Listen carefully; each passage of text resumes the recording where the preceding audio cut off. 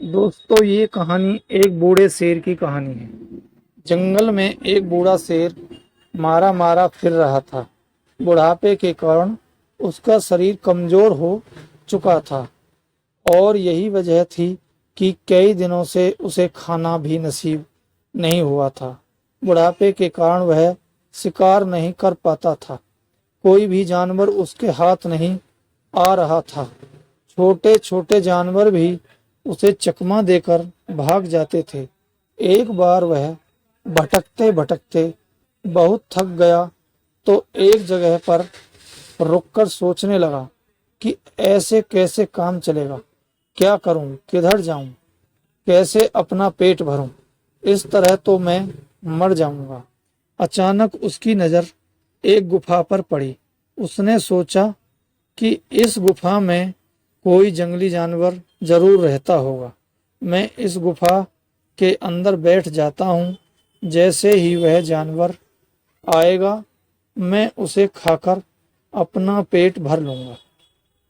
उस शेर उस गुफा के अंदर जाकर बैठ गया और अपने शिकार की प्रतीक्षा करने लगा। दरअसल वह गुफा एक गीदड़ की थी। गीदड़ जैसे ही अपनी गुफा की तरफ बढ़ने लगा, उसने गुफा के करीब शेर के पंजों के निशान देखे। उसे समझते देर नहीं लगी और वो फौरन खतरा भाग गया। उसके सामने उसकी मौत थी, लेकिन सामने संकट देखकर भी उसने अपना संयम नहीं खोया, बल्कि उसकी बुद्धि तेजी से काम करने लगी कि इस शत्रु से कैसे बचा जाए। उसके दिमाग में नई बात आ ही गई। वह गुफा के द्वार पर खड़ा होकर बोला, ओ गुफा। जब अंदर से गुफा ने कोई उत्तर न दिया तो गीदड़ एक बार फिर बोला, सुन गुफा, तेरी मेरी यह संधि है कि मैं बाहर से आऊंगा तो तेरा नाम लेकर बुलाऊंगा। जिस दिन तुम मेरी बात का उत्तर नहीं दोगी, मैं तुम्हें छोड़कर किसी दूसरी गुफा में रहने चला जाऊंगा।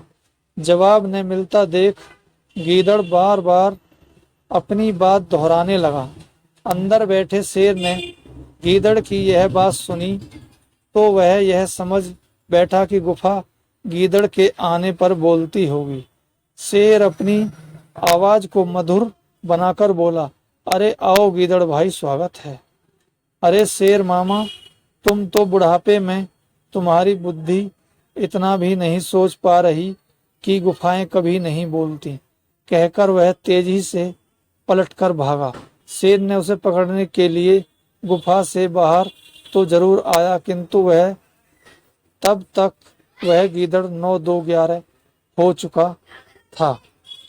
मुसीबत के समय में भी संयम नहीं खोना चाहिए और अपनी बुद्धि का दामन नहीं छोड़ना चाहिए। दोस्तों, आपको यह कहानी अच्छी लगी हो तो चैनल को लाइक और सब्सक्राइब जरूर करें ताकि आगे आने वाली भी ऐसी शॉर्ट कहानी आप सुन सकें।